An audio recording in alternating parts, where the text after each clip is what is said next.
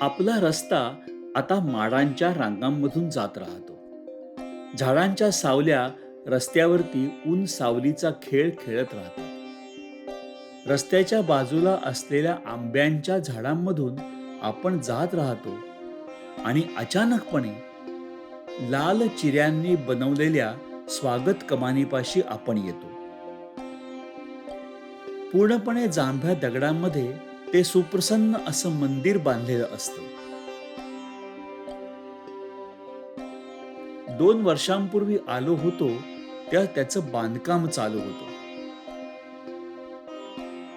आणि आता हे बांधकाम पूर्णत्वाला गेलेले असल्यामुळे असे मंदिर आता दिमागदार दिसते.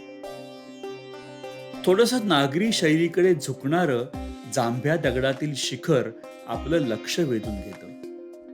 गुळगुळीत घोटाई केलेल्या जांभ्या दगडांचं सभामंडप, आधुनिक आरसीसी बांधकामामधील छत आणि ताशीव घोटीव जांभ्या दगडाचे त्याला तोलणारे खांब.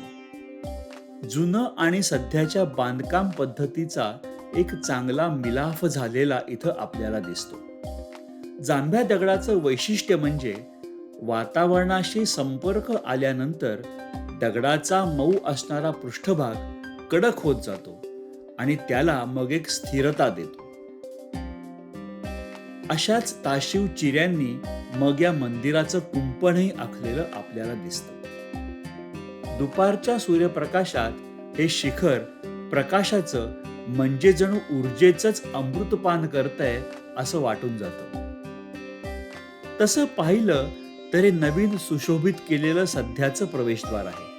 त्यातून प्रवेश करताच समोर पांढऱ्या रंगातील अजून एक प्रवेशद्वार दिसतं आणि त्याच्या जोडीला एक चौसोपी मंदिर डावीकडे दिसतं आणि उजवीकडे राहतं ते नूतन मंदिर.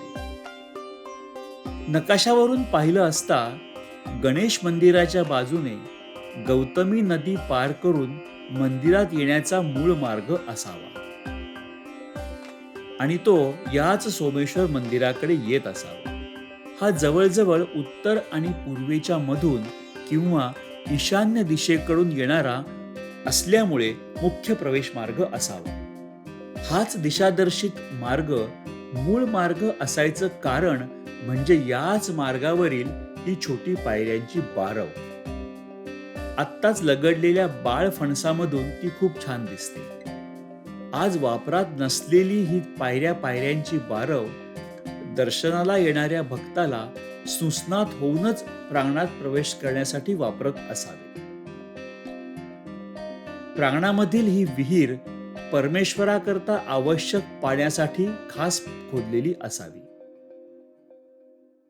सुस्नात होऊन आपण मंदिराच्या प्रवेशद्वारातून आत जाताना दोन्ही बाजूंच्या देवड्यांमधून आपण पुढे जातो आणि त्याच वेळेला नजरेसमोर दिसतात त्या दीपमाळ आणि त्यामागे लपलेलं हे चौसोपी मंदिर असं आपल्या समोर उलगडत जातं. चिरेबंदी प्रांगणामधून मौसूत जांभ्या दगडांवरून आपण अलगदपणे मंदिराकडे आकर्षिले जातो. मंगलोरी कौलांनी सजलेलं हे चौकोनी छप्पर, पांढऱ्या शुभ्र रंगांनी रंगवलेल्या भिंती जणू एक स्तब्धताच सारीकडे भारून राहिलीये असं भासून जातं. भिंतींच्या पुढे उभावलेल्या छतांमुळे पावसापासून मंदिराचं संरक्षण होतं. ही हिरव्या रंगात दिसणारी पट्टी, ज्याला आपण पाणीपट्टी म्हणतो, पागोळ्यांना वाऱ्यामुळे उलटे पडायला अटकाव करते. चिरेबंदी जमीन आणि चिरेबंदी कुंपण मंदिराला एक वेगळेपणा देते. दगडी पायावरती लाकडी कामाने सजवलेलं हे मंदिर आणि दोन्ही बाजूंच्या मकर मुखयुक्त कोरीव कामातून आपण मंदिरात प्रवेश करतो. वेलबुट्टी आणि स्तंभशाखाने मढलेल्या प्रवेशद्वारातून आपण आता मंदिरामध्ये प्रवेश करतो आणि अन्योन्यपणे मंदिराची संरचना आपल्या डोळ्यापुढे उलगडू लागते. लाकडी खांब आणि त्यावरती तोललेले चौसोपी छप्पर अशी साधी सुधी संरचना आपल्याला या ठिकाणी दिसते.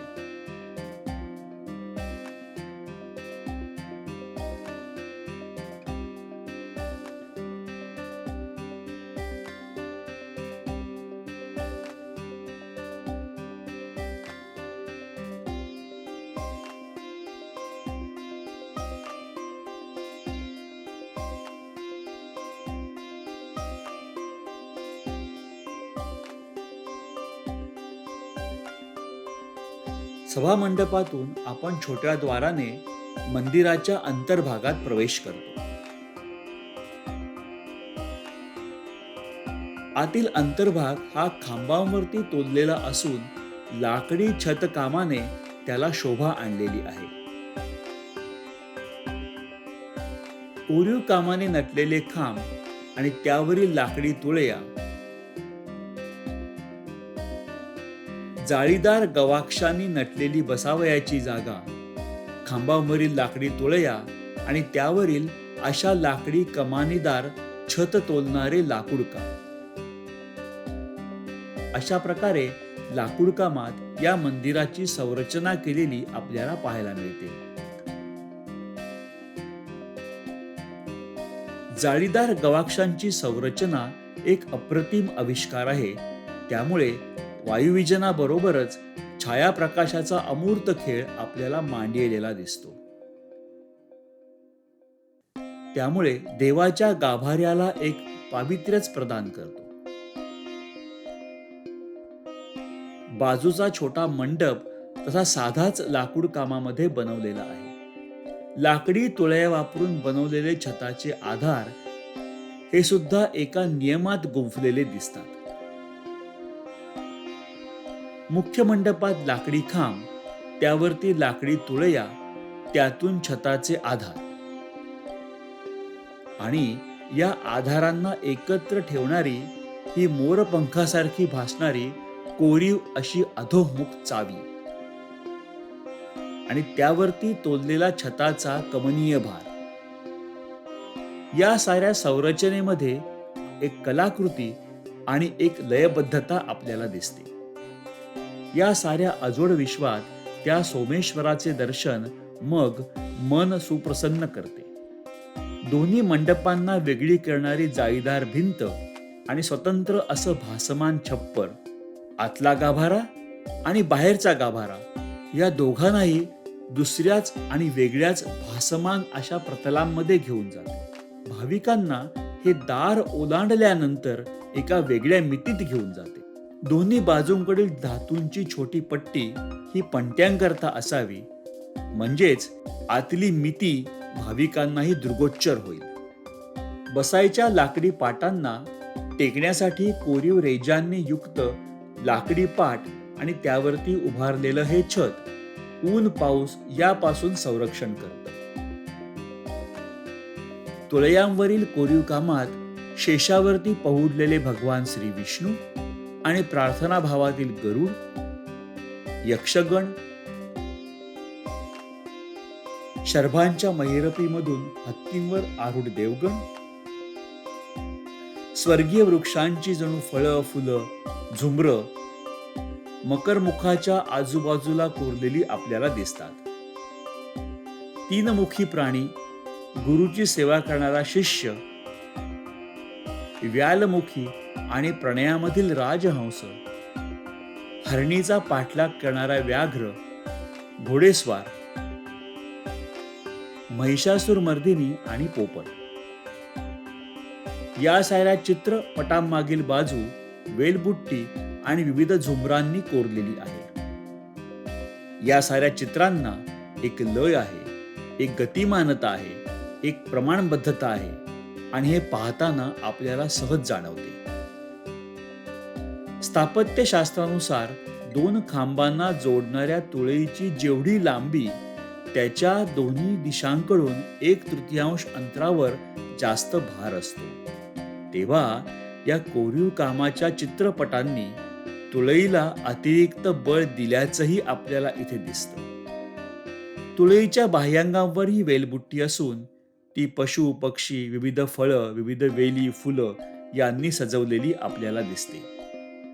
पान फुलांनी नटलेले खांब मंडपाची शोभा तर वाढवतातच, पण काही प्रमाणात वाळवीनं आता हे लाकडी काम नष्ट करायला सुरुवात केलेली दिसते.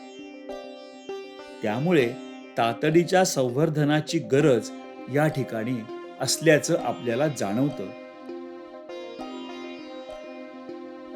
दगडामधील अत्युच्च दर्जाचे कोरीव काम आणि त्याचं चांगल्या प्रकारचं संरक्षण इथं कदाचित आज नसेल, पण लाकडावरील कोरीव कामातील सौंदर्य हे एक वेगळ्याच प्रकारचे सौंदर्य स्थळ आहे.